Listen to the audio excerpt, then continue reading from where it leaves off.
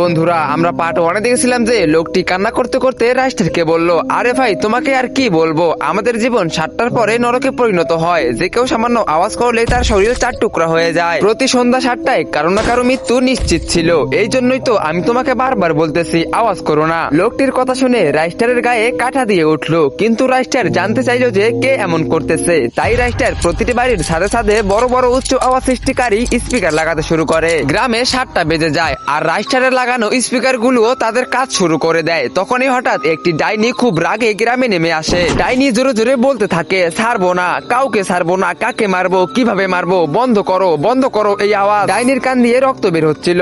ঠিক তখনই রাইস্টার ডাইনির সামনে এসে দাঁড়ালো আর বলল, আচ্ছা তাহলে তুই সেই যে 7টার পর লোকেদের মারতেছিস, আচ্ছা বল কেন মারতেছিস। তখন ডাইনি বলল, আরে চলে যা এখান থেকে, এমনিতেই আমার মাথা খারাপ হচ্ছে, আমি তোকে কেন বলবো।